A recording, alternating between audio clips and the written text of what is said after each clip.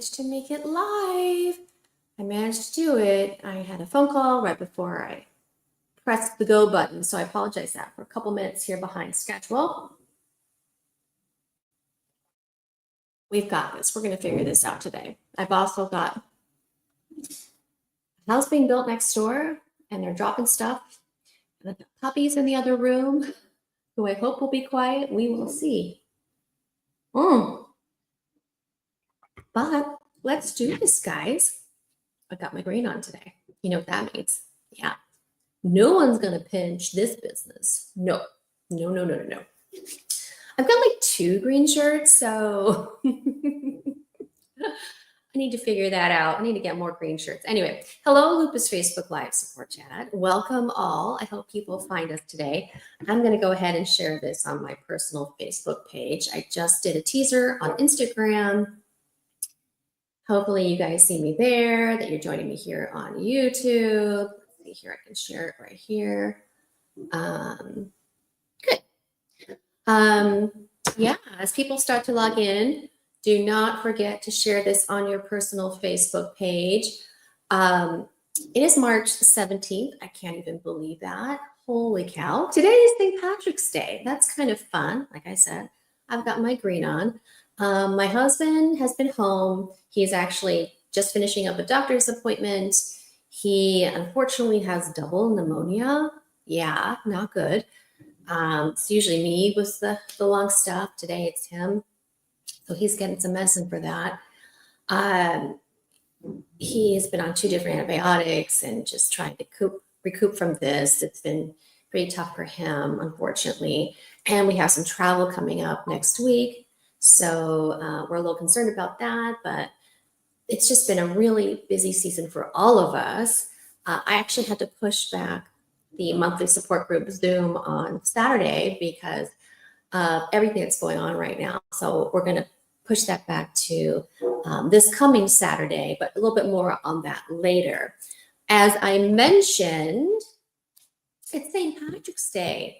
So I thought I would share some of the luck of the Irish with you lads and lasses who are watching today, and tell you a little history, fun facts, if you will, about St. Patrick's Day.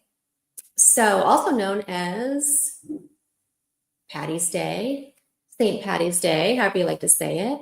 So St. Patrick's Day is the feast of St. Patrick, the patron saint of Ireland. Yes, did you know he's the patron saint of Ireland? Yes. And it's a day for cultural and religious celebration for Irish people. I can't say I'm much Irish here, but I still think it's super fun. It is celebrated on March 17th all over Ireland and everywhere in the world where Irish people or their descendants live. So that's kind of fun. The feasting and celebrations include traditional Irish music and drinking beer and eating cabbage and corned beef. And green is the color. Green is the color that's associated with St. Patrick's Day. It's super fun because it's the national color of Ireland. It's very green in Ireland. The tradition of the day is to pinch those who do not have some sort of green on their person. So I'm covered, no pinchies, no touchies, no pinchies today. And they usually like to wear some sort of shamrock for good luck. A tradition of the day is to, as I mentioned, pinch those who don't wear. So the celebrations of St. Patrick's Day were brought to the United States by Irish American immigrants. The first unofficial St. Patrick's Day celebration took place in New York City back in 1762, when Irish soldiers serving in the British military marched through the city.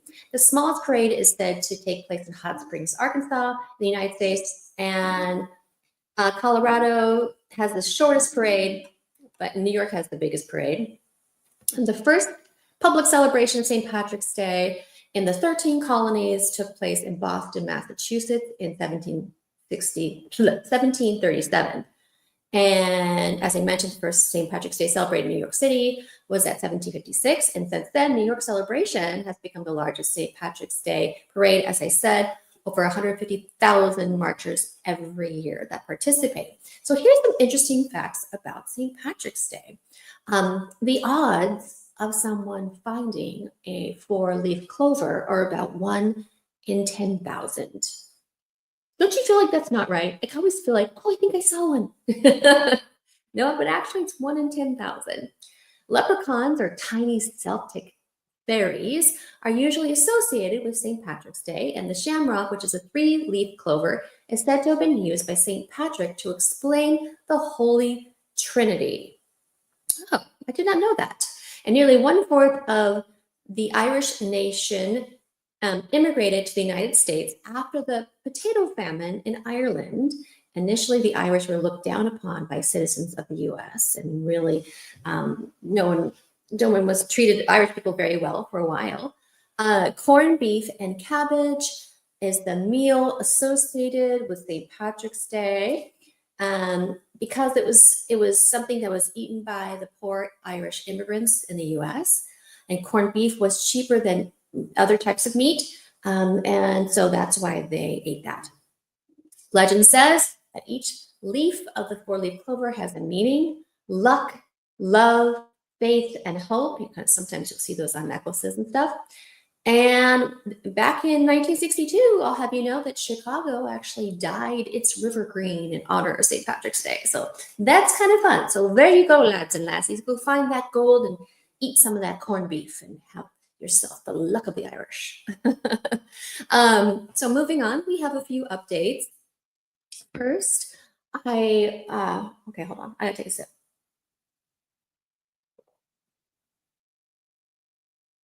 First, wanted to let you know that due to budget constrictions and schedules, we're not meeting in person right now at our support group in Tabor Space. We are doing Zoom only, and we hope to be back for a special, hi Jill, good to see you, a special meeting in May. However, we are still offering, of course, our virtual support group that meets on Zoom, usually the third Saturday of the month at 3 p.m.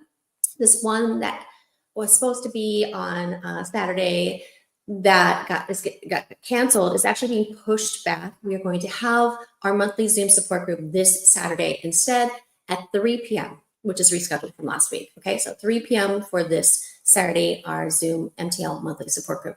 Guys, come by and check out these groups. It is a wonderful group of people from all over the U.S. that join.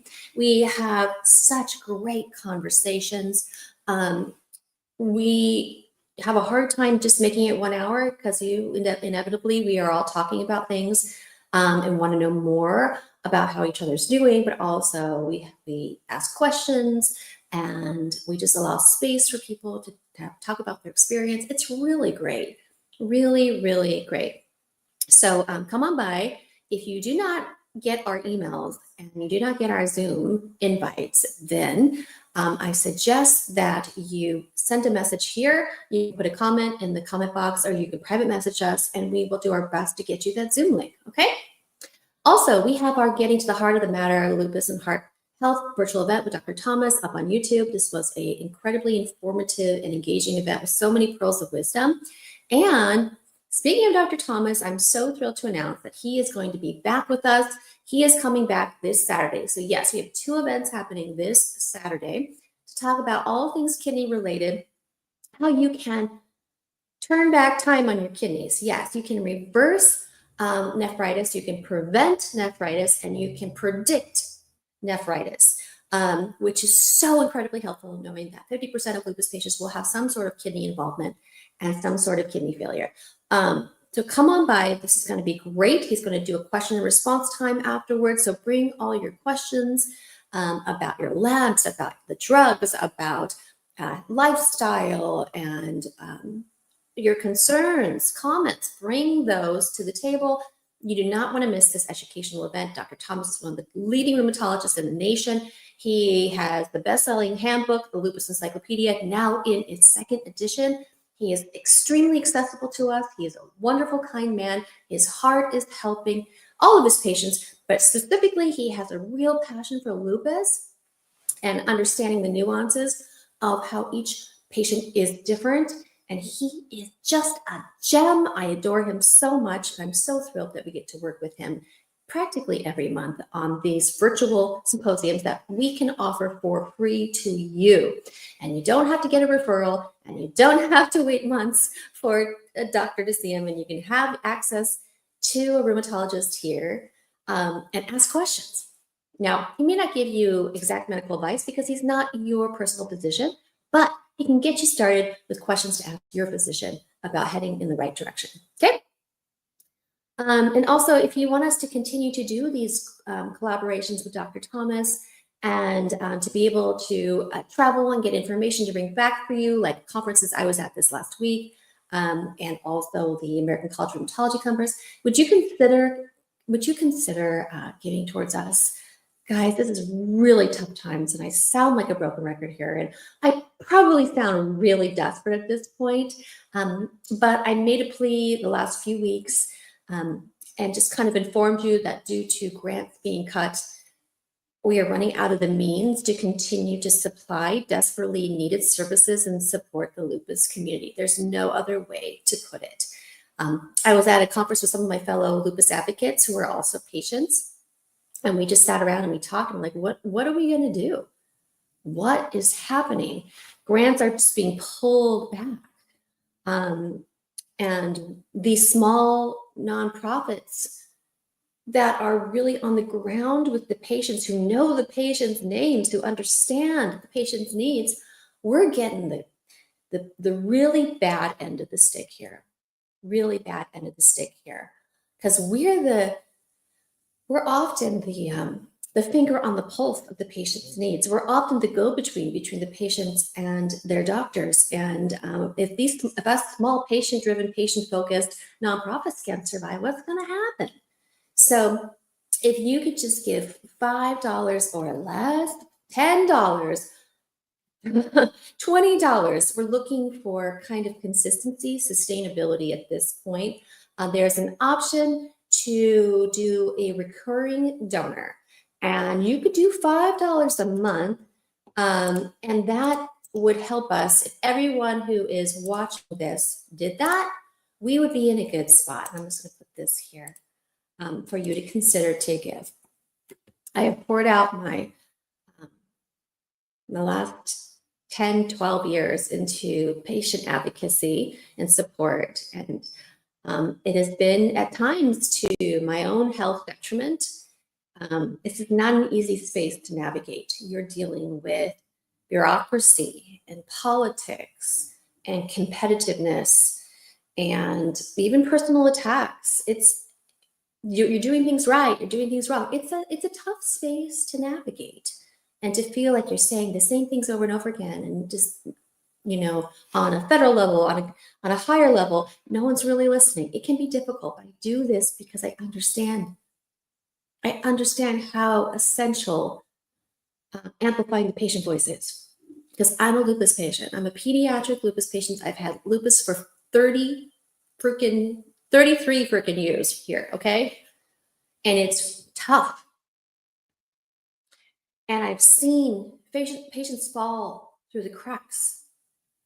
We've had 4 lupus patients lose their life in the last 5 years, just in our local support group. Oh, I take that back. 3 in our local, 1 that was in Michigan that I consider a dear friend.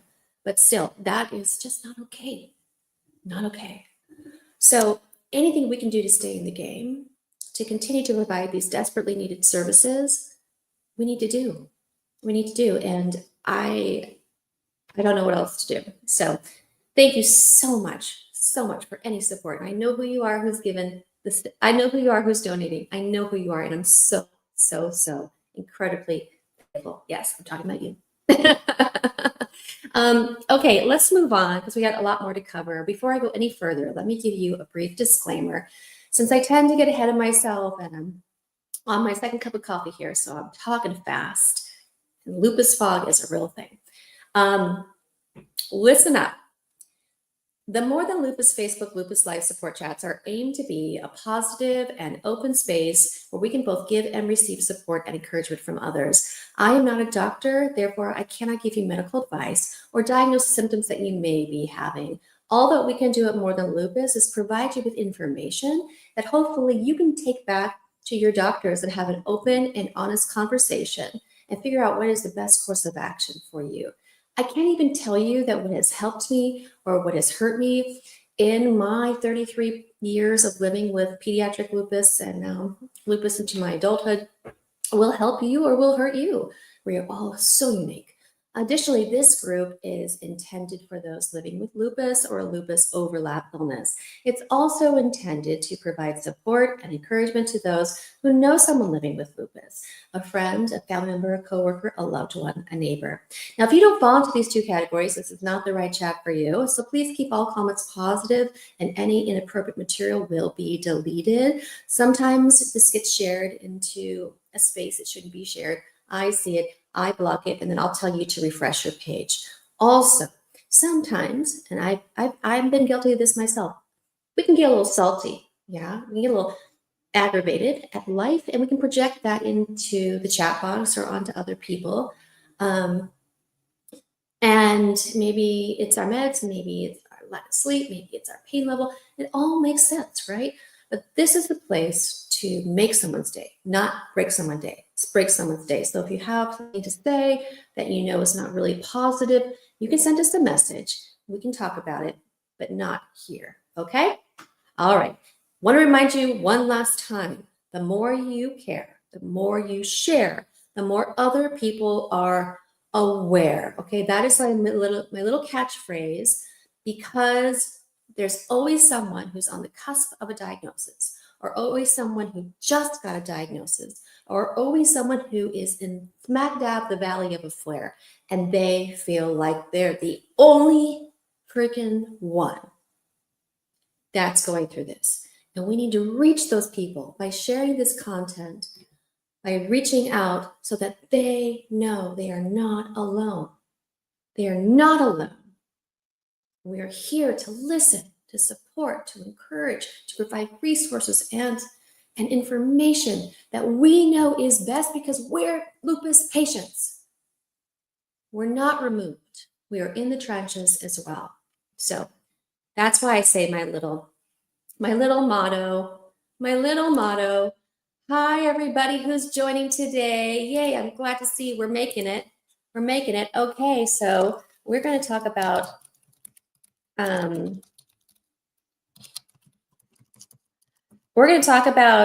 how March is developmental disability month. And we're also going to talk about ableism today. Yeah, a little lesson. I'm trying to type and talk at the same time. Apparently I can't do both. Oopsies. Let's talk about ableism. I am shocked that I wrote a blog. Okay, I'm pulling from my blog. I'm pulling from the Invisible Kingdom book. I'm pulling from my Body's Not a Prayer Request. I'm pulling from a lot of different disability advocate sources and whatnot. And the blog that I wrote 3.5 years ago on ableism. And it is pretty amazing to me that still people don't know what that means. And people, hi, Thriving with Scleroderma. Hi, Carrie. Hi, Edwina. Hi, Jill. People are still confused. In fact, when I posted this blog and I shared this blog, the doctor that I shared it with said, never heard of that term before. Wow, what an interesting read. And I was like, what? You'd never heard of this term before? And that's the scary part. And, regarding developmental disability, I just want to say that, lupus can impact you cognitively. It can also impact you as you grow, especially if you have lupus as a child. Also, lupus can be seen in babies, neonatal lupus.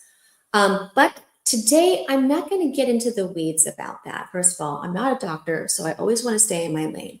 But I just wanted to say that, as people talk about March and talk about developmental disability awareness, this is just an opportunity to shine a light and to promote understanding about developmental disabilities impacting the lives of individuals and families and communities. And there is a large umbrella of what that encompasses. And I unfortunately do not have the time in this wee little chat to go through that. But what I want to do and what I want to spend the time on is really reflecting on and readdressing the topic of ableism. Because ableism and disability go hand in hand, unfortunately, and disabilities look and feel differently on everyone.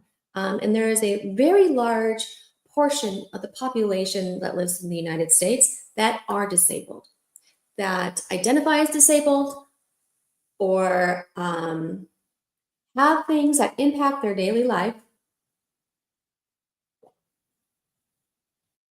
and don't realize that we are in a opportunistic culture in America that views people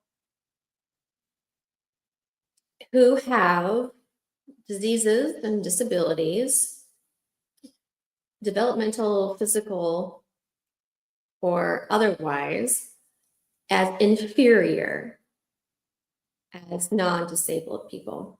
The other day, someone was telling me a story, and they were saying how, as a kid, they were taught to not make fun of people who had mobility aids or other types of disabilities that required special attention and special accommodations. And the person said they were told, "Do you think they chose to be like this? Do you think this is what they want?" And the point was that they were trying to teach someone that you don't treat anybody differently, and, don't get annoyed if you get stuck behind someone in a wheelchair, or that the light, because would they really choose this life? And even in that moment where they're trying to say something kind, trying to teach a lesson, that is even ableistic, that type of mentality. Okay, so we're going to get into that. I know it's going to get a little bit deep here. So let's get back to it. Ableism. Ableism is defined as discrimination and or social prejudice against people with disabilities or people who are perceived to be disabled. Ableism labels people who are defined by their disabilities, disease, condition as inferior to non-disabled or healthy people. Let's just put that right there so that we all know what ableism is for those who have not seemed to grasp this. 1 out of 5 people will become disabled in their lives. Do I need to put that here too? I think I do. Here we go.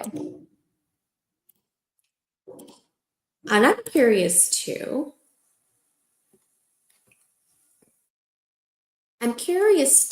If you feel that there is a divide between disability and chronic illness. I'm curious too how that sits with you, because this is something that I've had to peel back my own layers of and shed these layers of ableism and ableistic beliefs regarding, well, no, disability and chronic illness are in separate categories, and I don't really, all of that can be woven and steeped into ableism that is so much embedded in our brain that we don't even see it. So 1 out of 5 people will become disabled in their lives. And yet in America, we live in a culture that still exhibits extreme discriminatory beliefs and behaviors towards people who aren't disabled. It's sneaky though. It's macro, it's micro in varying degrees. Yeah. Like I said, the comment, that story earlier, you would think that was a nice thing to say, right? It's actually an ableistic thing to say. Ableism has seeped into our institutions, our religious organizations. By the way, did you know? And when I tell people this, they're shocked. They say, this cannot be true. And I say, it is as true as the sky is blue. Churches and schools on church property and parachurch organizations on church property are completely exempt from abiding the American with Disabilities Act and the guidelines within the American with Disabilities Act. So you don't have to have special ramps, special guardrails, special lighting, any sort of accommodation for individuals with disabilities if you are on church property. And not only is this still true in 2025, they fought for that exemption back when the American with Disabilities Act came to be. They fought for exemption. The head of the evangelical church fought for exemption because they want to be able to spend their money the way they want to spend it and not have to prioritize removing barriers to access, putting in an elevator, putting in larger stalls with handrails, putting in a ramp to the stage, putting in a automatic door. Yes.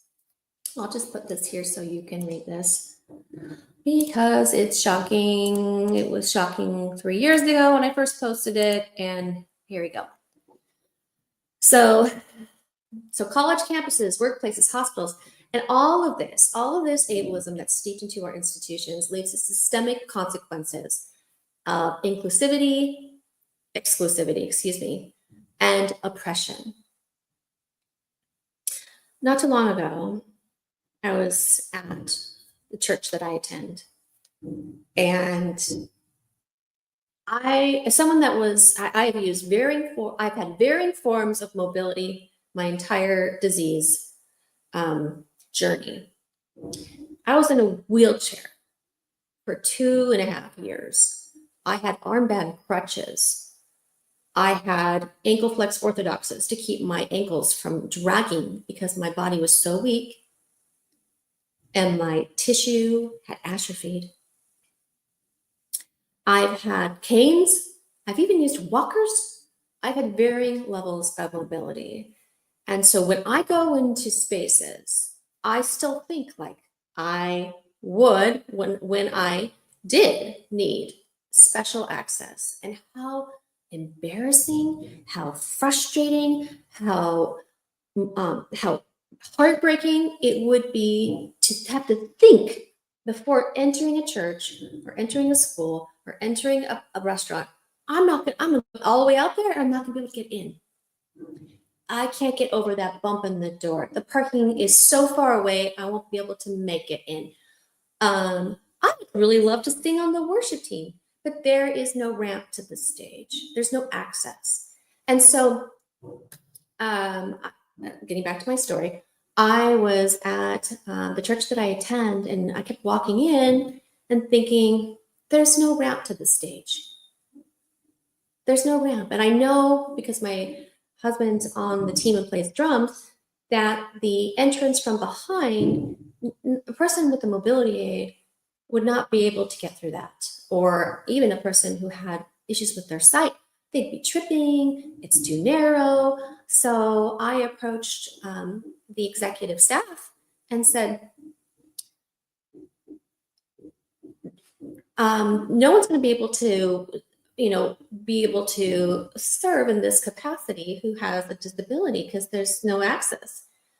And they were so receptive, which was wonderful. Now, it took about 2 years, but we got the ramp and we got the handrail that leads to stage.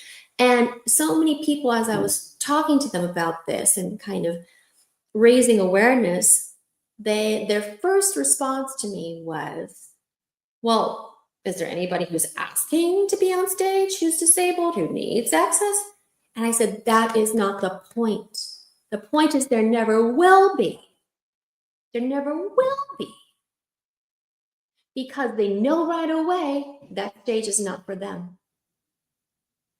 This place is not for them. You have unintentionally put a barrier to access, to community, to inclusivity. That's ableism. So, and that is all over our churches. Yeah. So we're going to talk a little bit about that. I'm going to break it down. This is a wonderful quote by Stephanie Tate, who's one of my favorite disability advocates who actually lives here in Oregon as well. She says, when we put barriers on access, whether intentionally or unintentionally, and I believe this, a lot of it is unintentionally, that is ableism. When we assume that the experience, here we go, of disability is somehow less than, people would obviously prefer to be, and people would obviously prefer to be not disabled anymore. That is also a form of ableism. And that fits back to the comment that the mom said to the child about, well, do you think they want to choose this life? That is ableism as well. When we assume that the experience of disability is somehow less than, and people would obviously prefer to not be disabled anymore, that's a form of ableism. And that's the one that gets us, right? That's the tricky one. That's the tricky one. So a little bit about the history of ableism. The idea that those who are disabled or are less than is far from a new concept. So talking a little bit about the modern history of ableism, if we go outside of the US, because most people in the US were here from somewhere else. So a little history here, back in 1939, in Nazi Germany, Hitler signed the secret euthanasia program, also known as Action T4, which authorized the killing of selected patients diagnosed with chronic neurological and psychiatric disorders. He literally put them to death. And roughly 200,000 disabled people were put to death before it was ended with his death, his demise in 1945. And England wasn't that great too. They had their unsavory views of mental illness and low regard for women as well. And so though less drastic, but equally as enraging, other countries held and still hold similar values for disabled individuals, including Canada, which involuntary sterilization was used and is still used on some reservations to stop people with disabilities from having offspring. Still occurs, yeah, as well as the inability to access important facilities, barriers to employment opportunities, and institutionalization of people with disabilities in substandard conditions. And if you think America is that much better, here we go.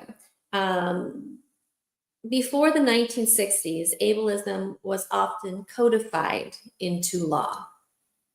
In many cities, they had what was called ugly laws. Yes, you heard me right. Ugly laws. And these ugly laws targeted the poor or disabled and barred people from appearing in public if they had diseases or disfigurements that were considered unsightly. Here is something from San Francisco, law of 1867. It says this: any person who is diseased, maimed, mutilated, or deformed in any way so as to be an unsightly or disgusting object to expose himself or herself to public view is subject to arrest. Yeah. Can you believe that? Here, you can read about it here. So pretty shocking, isn't it? So pretty bad. Things tended to take a little turn for the better back in 1960 when the civil rights movement happened in America, and then the disabled rights movement began. The tension was that for once and for all to give individuals with disabilities equal rights. What followed was the establishment of the Rehabilitation Act in 1973. And that acted into law certain civil penalties for failing to make public spaces comply with access codes known as the ADA Access Guidelines. So the Voting Accessibility for the Elderly and Handicapped Act, that provided more rights for elderly. And then the Fair Housing Amendment of 1988, that provided that prohibited, housing discrimination on the basis of mental or physical disability. So that was a big deal. People could get homes. And then the American with Disabilities Act, which finally was fulfilled in 1990. And that gave individuals with disabilities civil rights protections. And the Individuals with Disabilities Education Act, that helped students with disabilities give individual needs. Okay, so I know that's a lot of history right there. And there was some legislative improvements in some coverage there, right? However, the stereotypes that historically were embedded into the fabric of our nation regarding people with special impairments and health conditions continues. And these discrimination and oppression is still around. So a lot of microaggressions toward disabled individuals are the most common offenses. And there are examples of contemporary ableism everywhere still. One of the ones that I've really felt in my life is the assumption that someone is waiting to be healed, that they are not okay as they are, and their life is subpar. I remember that someone I know who thought they were having some health issues, and they were very, very terrified that they may have systemic lupus. And so they were texting me and calling, and they said, "So how bad is it?" And I'm like, "How bad is what?" "Your life because of this." And I was kind of like, huh? And so I tried to give my Kelly very diplomatic spin and said, I am not lupus. I'm more than that. I manage it. Everyone in the world has something that they're dealing with. This is my thing. But yeah, you can live a full life because this is part of my life. And I have many other passions and all of that. So then they're like, "Oh, okay." And then they got seen by the specialists. The lupus diagnosis was taken off the table. And then the text came like, "Thank God I don't have what you have." And it's a double-sided coin, right? I'm very grateful that I don't want anyone, having to deal with pain and sleepless nights and weird, unusual symptoms and having to do infusions and blood work all the time and all that stuff that we do. But on the other hand, I'm like, okay, thanks. That's assuming my life is so much worse because I have lupus. That is ableism. So as a woman of faith, I get this quite a bit. And this is somewhere where I feel the church can really do better. There's this false pretense that disabled people want to be cured because they are somehow being punished. I've gotten that too with their ailment because of unresolved sin. I've been to the fall of, in Christian Judeo culture, that is, when the serpent tempts Adam and Eve to eat the apple, and they do, and then sin enters the world, and then after that, the entire world is broken. That's the story of Adam and Eve. Anyway, that somehow because of the fall, that this disease is because of that. I've been told that it's from generational sin, that, illness is caused through generational curses, and all of these things. I've had people put their hands on me and pray for me without permission, or whatever theological debate that particular denomination makes. For example, when one is read the story about Jesus healing the blind man, there is sometimes this interpretation that lends one to believe that Jesus restored the blind man because he was broken or less than as a blind man. In my opinion, and in other opinions that I have heard from educated biblical scholars and interpreters as well, that is not the point. That is not the case. Jesus healed the blind man to bring him back to community, back to belonging.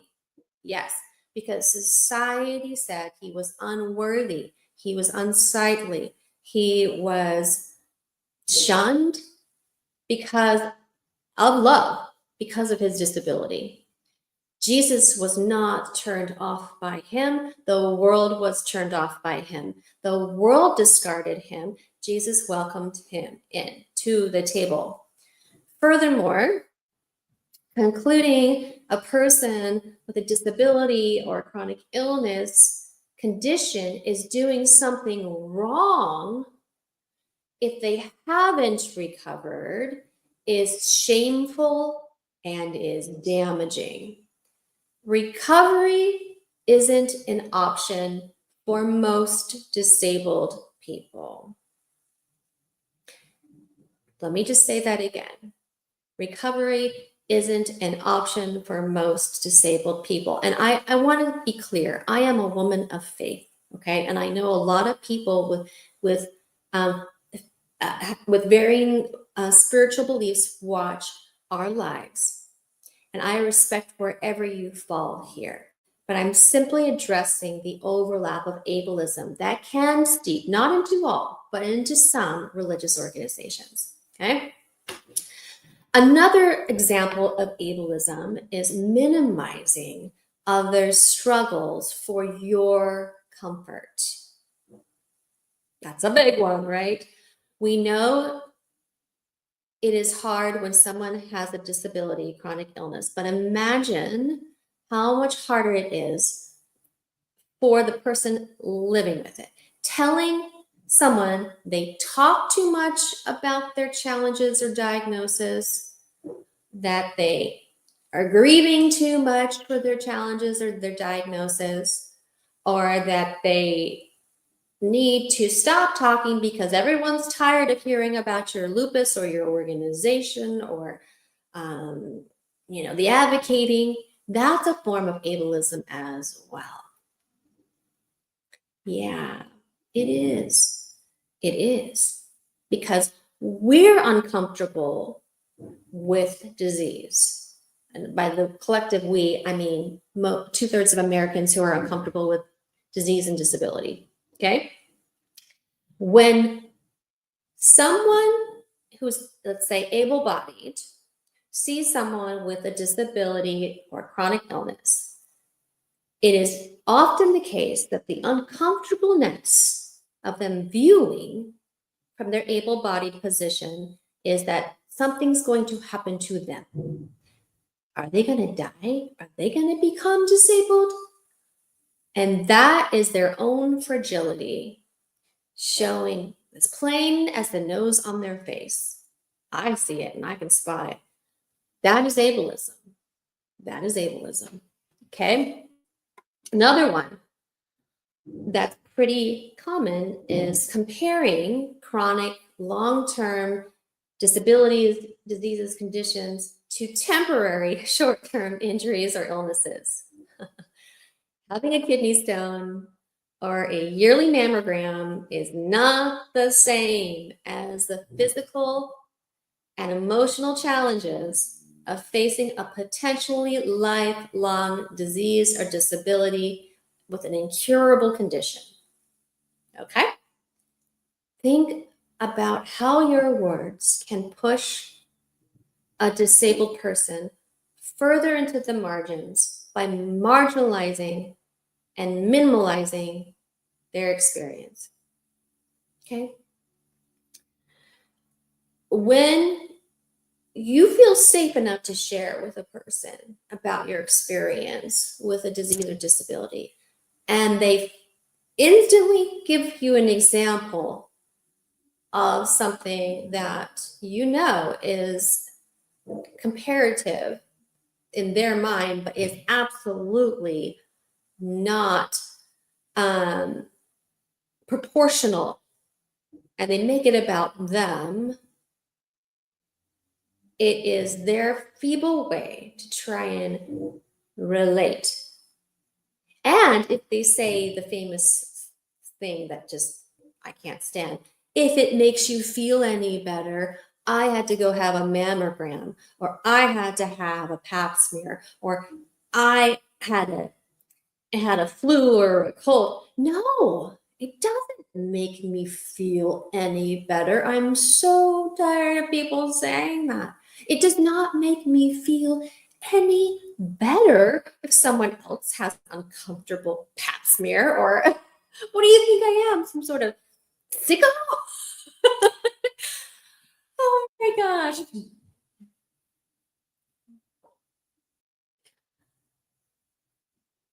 Okay, I can't say that. I can't. Okay, I've got examples for days. Days, I tell you. Days. But no, I'm not some sort of, what is it called? Masochist. I don't enjoy watching other people in uncomfortable situations. It does not make me feel any better. Why do we say that? Why? Why is that a thing? Why is that a saying? I do not. I do not. Robin.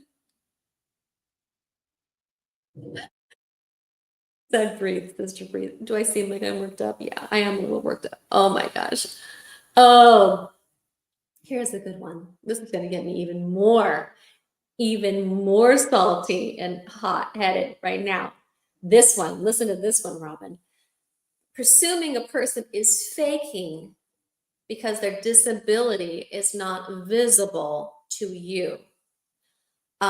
Lupus, lupus is among many other conditions that are under incurable, invisible illness. It's mostly visible, not always, but mostly invisible on the outside. So saying someone is fine or faking because you cannot see what is wrong with them is really hurtful. In fact, many things like kidney disease, kidney failure, you don't even know you have it. So it's not visible and your kidneys are literally shutting down. Yeah. A lot of people have mouth sores, nose sores, they have blood diseases, they have problems with their heart, problems with their lungs, problems with, obviously I said kidneys, cognitive issues, and you can't see it outside. Things that you can see outside are rashes, but often, or hair loss, but often we find very creative ways of covering those things up. So presuming, and also too, lupus fluctuates. I have hours where I cannot move my neck and I cannot move my wrist. And then I have other times where I can take a dance class. So it is very tricky for people to be like, well, she was fine the other day, but she's not fine now. So was she faking then, or is she faking now? That's not how it works. It's not how it works. And presuming a person is faking because of their disability, it's not visible to you, is a form of ableism. Okay. Also, speaking for or bypassing, interfering, disabled, and also assuming disabled people cannot speak for themselves is a form of ableism. This one really gets me. I can't stand when people speak for me or make assumptions about how I'm feeling or what's going on with me. Um, I'm just being really real. I try and have a lot of grace, and I try and let it go and not let things bother me. Because if I let every comment bother me, I would just be so in my head all the time, right? People with physical disabilities should receive the same respect and consideration that able-bodied people receive. This includes every opportunity for their voice to be heard and experience validation. Okay. Um, you know, a lot of people will assume that somehow because you have a disability or because you have a chronic illness that's incurable, that you are a complete gentle flower and you can't speak for yourself and you can't form opinions and be logical with your treatment plan or with navigating this world. It's like, hello, just because certain parts are impaired or affected doesn't mean that I can't think and speak for myself, right? Yes, of course, advocates need health support, and sometimes you need extra, but it doesn't mean that everyone should be all classified the same, and that's ableism right there. The one that is probably most common that you wouldn't say it out loud, but having negative opinions of disabled individuals, such as though they're taking care of the system, taking advantage of the system, that they're being lazy, they're being leeches, that is ableism. A value of a person does not lie in their productivity or anything they have done or will ever do. People are of value simply because they exist. End of story. Hard stop. This is something I have to tell myself all the time because I often, as Enneagram 2, the 3-wing, think that my value is in my productivity. People will only love me and think they need me if I am valuable to them. And if I can't walk or if I can't take care of myself and I need extra help, then suddenly I am not valuable. That is ableism and that is not right. Okay? This is one that kind of gets back to the church stuff. Saying it is not worth the budget because there are no disabled people who attend said school, said church, fill in the blank. So it would be frivolous to put in that ramp or elevator or sensory room. That is ableism. That is classic ableism. And we've heard that, right? Oh, we've already used the budget for our smoke machine and our fancy lights. We just don't have it. Or, oh, we've already used the budget for that field trip and the Spirit Week. So we don't have the budget to put in this special ramp or the entrance or to put that sensory room in. I could go on forever about this. As I mentioned, this is a chat and I'm already running out of time. So as I wrap up, I just want you to be aware because I have felt ableism in my own heart. And I have had to identify it and strip it away as well. And I have been in spaces where people are annoyed, flat out, not even hiding it, at a disabled person in a wheelchair making sounds. And they're like looking back, like, get this person out. I mean, I have heard that. I have seen that. I've been around that. I have been told to get out of my way when I had mobility aids. I've been yelled at in a wheelchair.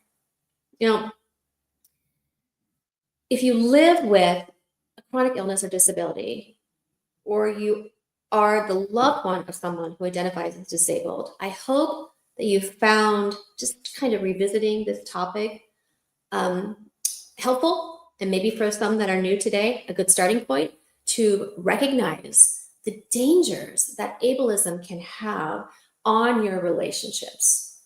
It is a breach in community. It is a rupture. It is a barrier. To be honest, I've had unhealthy ableist thoughts that I've had to put down on myself over the last 33 years of living with systemic lupus, that I would be better if I looked this way. I would be more of a member of society if I did this way, not the way I was before, right? That's ableistic ideology, and I've had to strip that away as well. And I hope that if you just take one thing from this live, that it's worth it. It's worth it. Just think a little bit deeper about stopping ableism, okay? All right.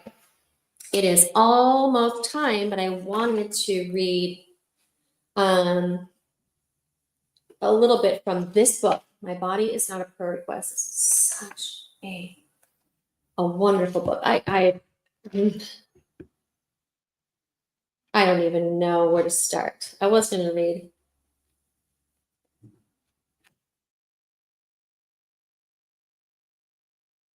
Oh, there's so many great things in here.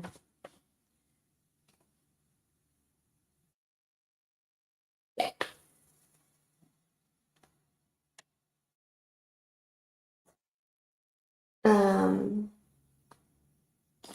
So good. Most days, my disability isn't the worst part of my day, or even what I need prayer for.